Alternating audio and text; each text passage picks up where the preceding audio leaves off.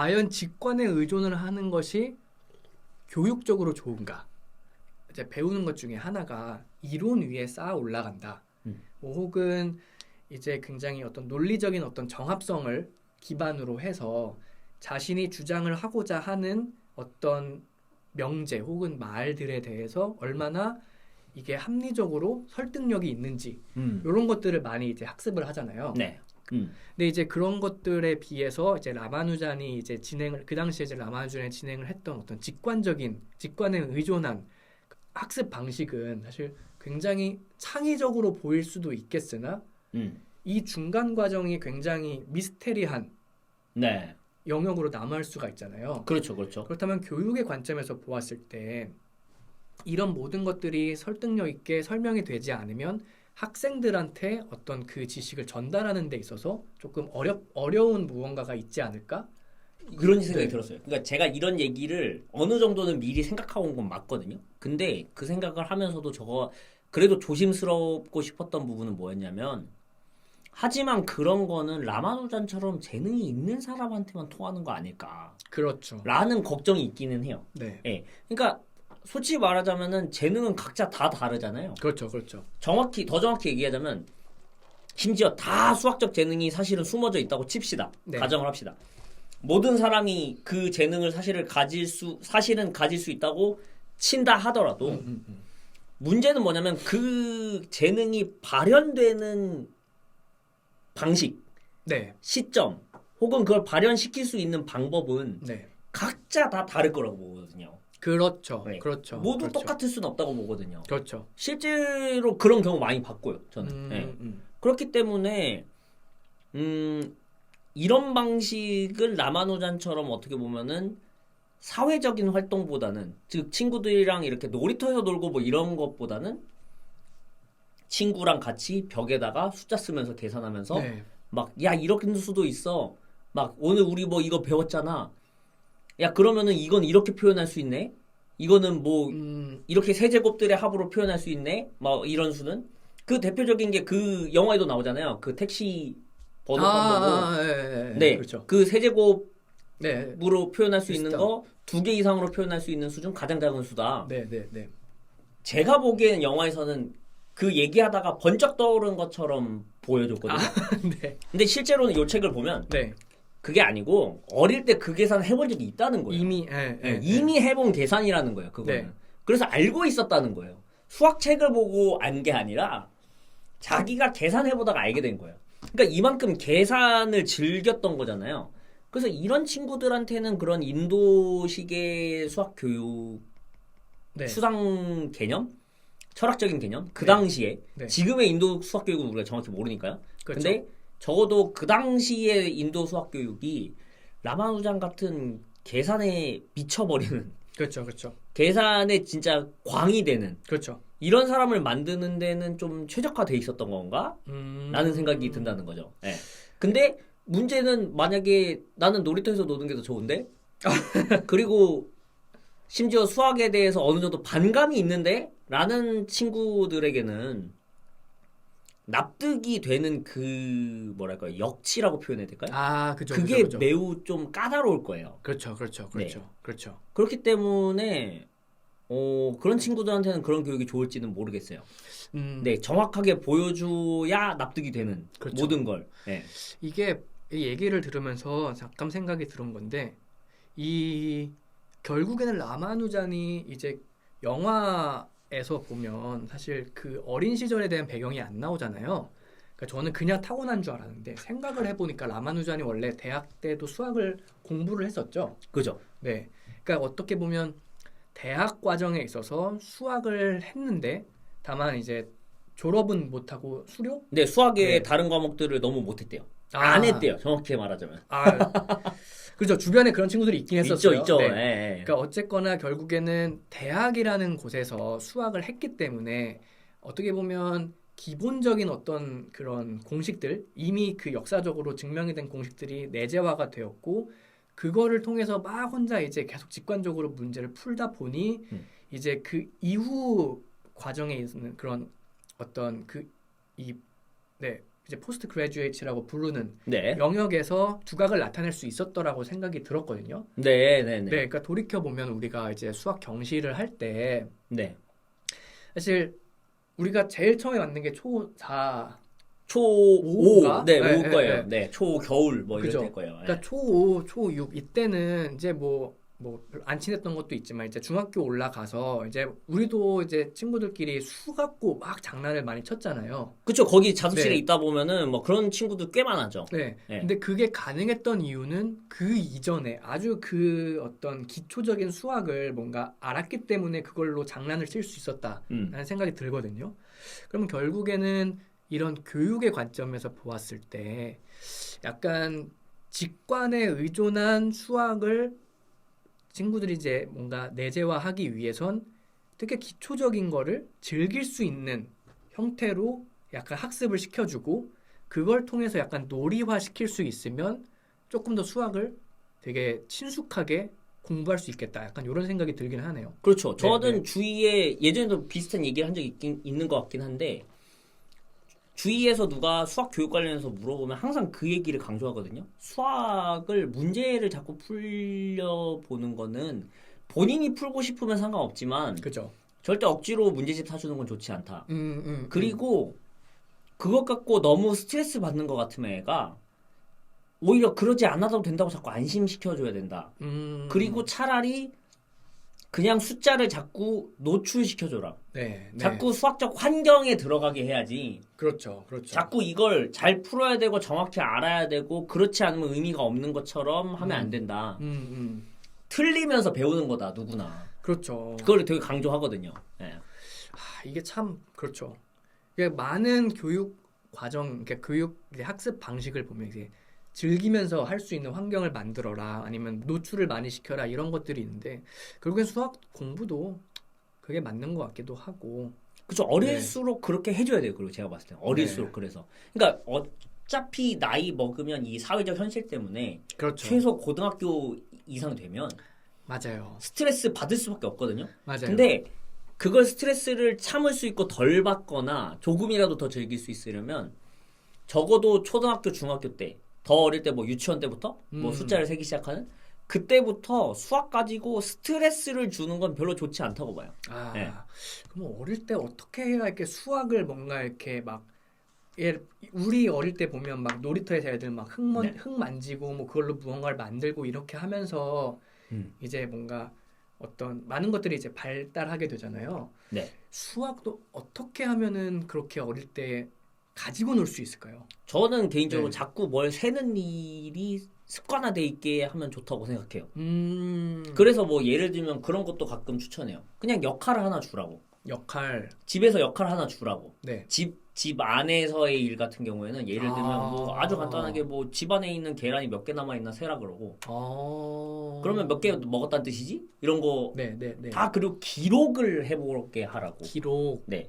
기록을 남겨달라고.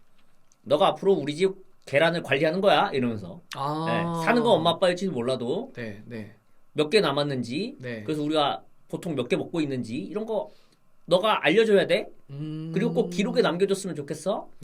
그런 건 이렇게 기록하면 되는 거야. 이런 식으로 그냥 자연스럽게 사용하게 만드는 그런 것도 좋다고 보고, 제일 좋은 거는 사실은 라마누잔처럼 알아서 밖에서도 친구들이랑 막 칠판으로 쓸 수 있는 거면 다 써가면서 막 야 이 숫자는 이렇게 된다, 이거는 소수다, 이거 소수 아니다 막 이러면서 막 노는 게 제일 좋긴 하지만 그거는 수학적 재능이 진짜 타고난 사람들의 운명인 것 같고요, 솔직히 말해서.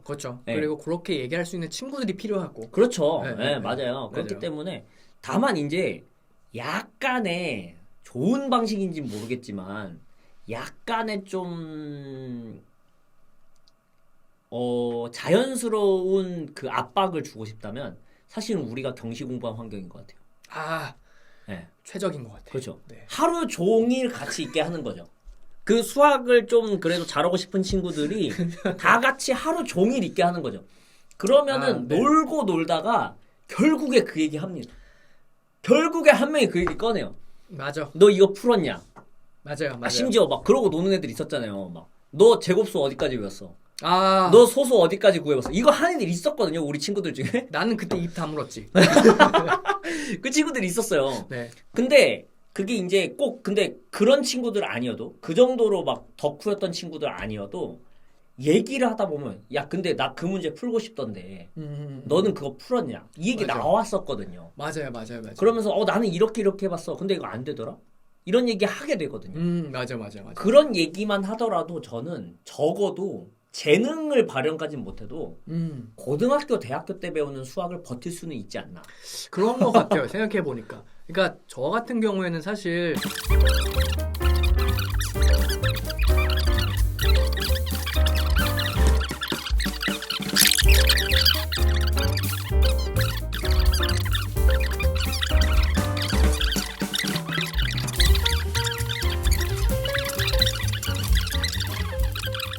많이 발전을 한 것 같죠. 그렇죠. 네. 맞아요. 네. 맞아. 그 라마누잔 같은 경우도 그런 거겠죠. 어떤 도구를 배웠겠죠, 학교에서. 그러면 맞아. 이제 신나는 거죠. 저거 가지고 이거 딴 거 계산해봐야겠다. 그래. 이렇게 해볼까? 저렇게 해볼까? 우리 코딩도 약간 비슷하잖아요. 맞아요. 코딩 어떻게 잘해야 되냐고 묻는 학생들 많거든요. 학교에서. 맞아. 그럼 제가 항상 얘기해요. 솔직히 말하자면 덕후인 척이라도 해야 된다. 음. 뭐 하나 배웠으면 그래 이렇게 하니까 이렇게 되네. 이러고 끝나면 안 된다. 그죠. 인풋을 바꿔보고 그렇죠. 중간에 명령을 뭘 바꾸면 내가 원하는 결과는 어떻게 얻을 수 있을까? 맞아요. 이런 거 생각해봐야 된다고.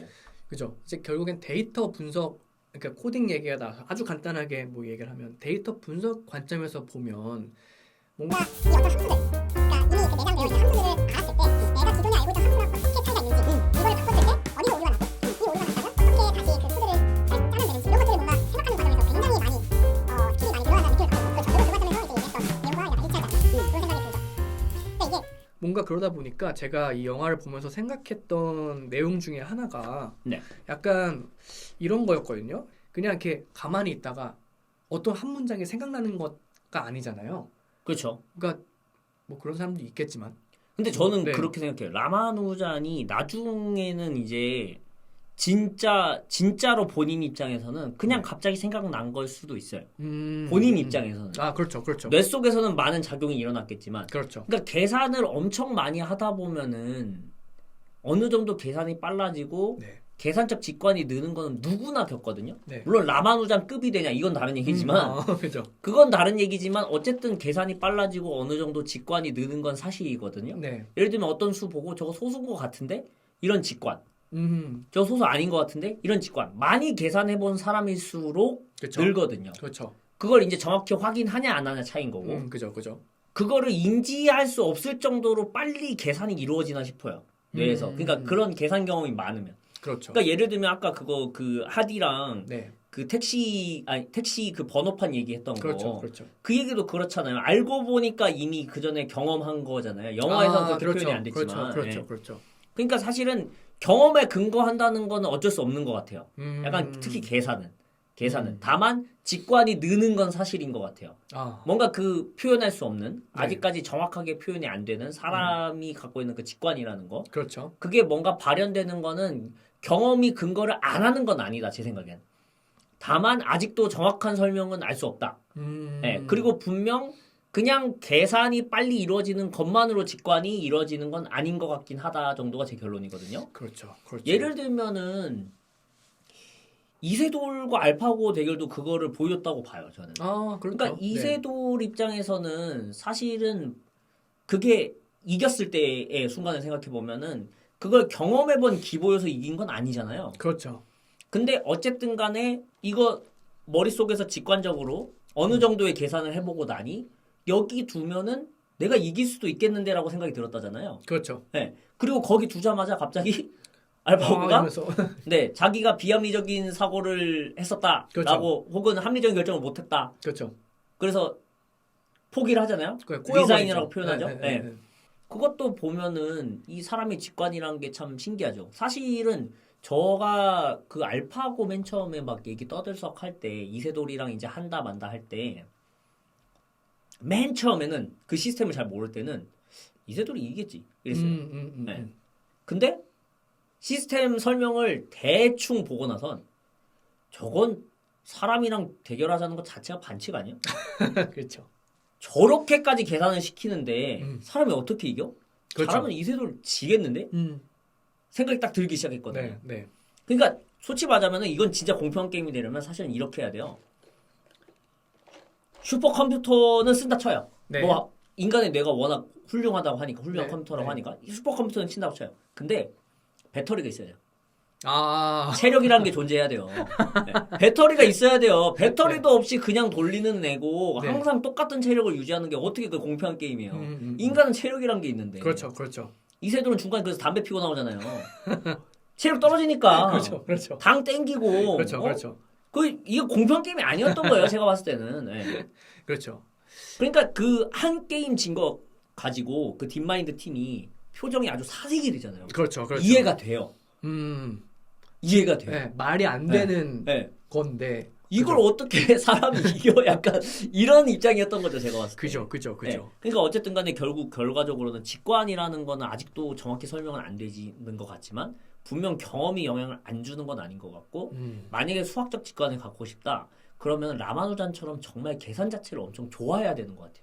어렵다. 네. 네. 그러니까 예를 들면은 뭐 그건 가능할지도 모르겠어요. 정말 무서운 그 스앵님이 나타나서 애를 뭐 요 정도 방에 가둬놓고 수학 문제 세상에 존재하는 수학 문제만 다 갖다 놓고 이거 다 풀면 나오게 해줄게 해가지고 몇 년 동안 가둬놓는 거죠. 그러면 천재 나오나 궁금하긴 한데 그 전에 자살하지 않을까 싶기도 하고. 굉장히 이제 비윤리적인 접근으로. 그렇죠. 그 되게 비윤리적으로 하면은 천재를 생각할 수도 있나? 라는 생각은 들어요. 그리고 약간 비윤리적으로 수학을 좋아할 수밖에 없게 만드는 거죠. 할 게 그거밖에 없게 만드는 거죠. 네. 그죠, 라마누자는 할 게 그거밖에 없었다기보다 원래 좋아하는 게 때문에. 그거밖에 없었던 그렇죠. 느낌이고. 그렇죠. 네. 그러니까 이게 사실 지금도 계속 이야기를 하는 거지만 직관이라는 주제가 사실 굉장히 뭐 큰 주제이기도 하고 네. 또 굉장히 할 말이 많은 영역인 것 같긴 해요. 그러니까 뭔가 이제 우리가 얘기를 하는 걸 보면 결국엔 지금 라마누잔의 이야기를 이제 인간의 이제 일반화시켜 얘기를 하면 무언가 끊임없이 막 이렇게 뭔가 훈련을 하면 직관적인 무언가가 생긴다라는 건데 그게 요새 사실 우리가 이제 흔히 말하는 뭐 딥러닝 방식이라던가 네. 이제 이런 것들이 결국에는 어느 정도 맥을 함께하는 부분들이 있잖아요. 그렇죠. 네. 그러니까 뭔가 언젠가 기회가 되면 이제 수학하는 사람, 그다음에 진짜 그 우리 주변에 이제 딥러닝 이런 걸로 그렇죠. 공부한 사람이 있으니까 이렇게 데려놓고 직관이라는 거에 대해서 그쵸. 뭔가 막 얘기를 하면 잘하면 이게- 우리 셋이 싸우고 있을 수도 있어요. 그 얘기를 하려고 그랬어요. 싸움이 나는 거를 찍으면 재밌겠다. 예. 그죠? 이제 그 영화에서 너무 솔직히 말해서 제가 봤을 때 제일 멋있는 건 러셀이에요. 몇 장면 안 나오는데 던지는 말 한마디 한마디가 그죠? 와. 그리고 실제로 이제 러셀도 사실 역사적으로 봤을 때 굉장히 중요한 인물이고 이제 영미 철학에서도 엄청나게 중요한 인물이고 네. 또 이제 그 사람이 영향을 미친 게 단순히 어떤 영미 철학 뭐 이런 것뿐만 아니라 뭐 사회학적 관점에서도 엄청 유명하고 네. 거기 세 명이 진짜 짱이에요. 러셀 그리고 이제 아마 승재님은 영화를 통해 처음 봤겠지만 하디하고 리트루드는 수학자 중에 네. 정말 유명한 콤비 중 하나. 그래요? 네. 그리고 거기 영화에서 잘 표현되어 있는데 하디의 약간 그 독특함과 까탈스러움. 네. 약간 까탈스럽다기보다 약간 깍쟁이 스타일. 네. 그런 성격. 그걸 리트루드가 되게 잘 받아줬던 것 같아요, 실제로. 그래서 둘이 연구를 같이 한 것도 많아요. 되게 중요한 연구도 많고 좋은 결과도 많고 심지어 다양한 분야에서. 네. 하디 혼자 멘토를 했으면 안 된다. 라마누자. 네. 러셀이 같이 써야 된다. 같이 했으면 난리가 라마누자는 좀 건강도 더 잘 챙겼을 거고. 그렇죠. 러셀이 철학적으로 막 설명해주면서 네 신학 뭔지 아는데 이러면서 그렇죠. 그러면서 설득해주면서 그래서 너의 신이 원하는 게 결국에 이거 결과를 너가 말하는 것처럼 세상에 알리는 거 아니니? 그렇다면 너가 이 정도는 저기 존중해주고 그렇죠. 너도 여기 어느 정도 스며들어줘야지. 건강 챙기는 것도 그런 작업 중 하나야. 그렇죠. 신이 너 건강 해치면서 이거 남기라고 하디? 이런 식으로. 그렇죠.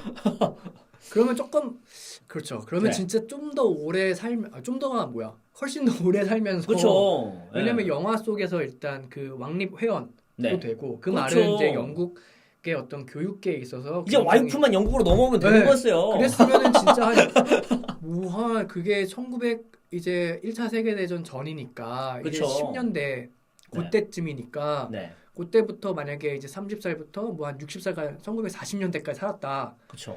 한다면 이제 영국에서 계속 살면서 연구를 했으면 네. 또 이제 2차 세계대전의 어떤 역사가 바뀔 수도 있는 그래서 그건 궁금해요. 왜 러셀이 네. 하디랑 꽤 친했던 것 같은데, 네. 그리고 얘기도 많이 나눴던 것 같은데, 라마누잔에 대해서 공통적인 생각도 많이 가졌던 것 같은데, 왜 그 둘은 결국 그렇게 만나거나 하지 않았을까? 콤비까지 되지 않았나? 러셀과 하디요? 아니면은 그렇죠. 러셀과 하디. 네. 그게 하디와 리트로드는 콤비였던 네. 거는 전 예전부터 알고 있었어요. 네. 그게 어떻게 보면 이제 학문의 어떤 과가 소위 말해 그랬을 거예요. 네. 그랬을 건데 그냥 그 정도로 생각이 비슷하고 그래도 그 꼰대들 사이에서도 그 셋은 딱 보면 그렇죠. 고집이 있잖아요. 그렇죠. 그래도 이렇게 해야 된다라는. 그렇다면 러셀이랑 하디도 좀 더 이렇게 짝짝꿍도 하고 그래서 그런 김에 그죠. 라마누잔도 같이 키우고 맞아요. 네, 이랬으면 정말 알 수 없는 결과가 나왔을 진짜 것 같은데. 알 수 없는 결과가 정말 네. 나왔을 거고 네. 이제 나중에 또 라마누잔과 관련돼서 다른 이야기를 한다면 이런 내용이 아니라 좀 더 이제 진짜 수학적인 그렇죠, 수학적인. 얘기를 곁들여 보려고요. 맞아요. 근데 그러려면 제가 좀 다시 공부를 해야 돼요. 왜냐면은 그쪽 세계가 좀 멀어진 지 오래됐거든요. 왜냐면은 제가 전에 얘기했잖아요. 저 정수론이랑 그 굳이 듣지 않아도 될 조언으로 인해 멀어졌다고. 네. 심지어 그 조언을 안 들었으면 저는 계속 정수론을 했을 수도 있다고. 안 했을 수도 있지만 했을 네, 수도 있다고. 네, 그냥 네. 원래 생각대로. 그렇기 때문에 좀 공부를 다시 해야 돼요. 그죠. 네. 약간 저는 그래서 만약에 라마누잔으로 조금 더 한다 그러면은 약간 저는 인도의 그러니까 그 시기의 배경 약간 네. 1900년, 1910년 네. 대의 어떤 영국의 어떤 학문적인 그 배경, 역사 배경. 네, 네. 역사 배경과 그 다음에 이제 인도와 영국의 어떤 관계, 네. 그리고 또 라마누잔이 어떤 살아왔던 삶의 궤적 속에서 중요했던 인물들 이런 것들을 조금 더 네네. 네, 조금 보고 약간 유년기 시절을 조금 더 봐보면 조금 더 입체적으로 이해를 할 수 있지 않을까 이런 생각이 드네요. 그러면은 네. 네. 이거는 뭐 여기까지 일단 찍을까요? 네, 여기까지 하는 걸로 하고 네, 네. 그러면 다음에 또 만나는 걸로. 다음 영화는 뭐로 하고 싶나요 혹시? 저는 원래 네. 예정대로 우리가 히든 피겨스를 해야 되나 생각도 들고. 네. 다음 영화로 저는 일단은 라마누잔을 한 번 정도 더 하고 그럴까요? 네. 네. 하거나 아니면은 네, 하는 것도 괜찮고 아니면은 이제 저는 이제 히든 피겨스 저희가 얘기했던 네. 히든 피겨스도 괜찮을 것 같아요. 그러면 오늘 더 리뷰 두 번째 시간은 마치도록 하겠습니다. 네, 네. 알겠습니다. 감사합니다.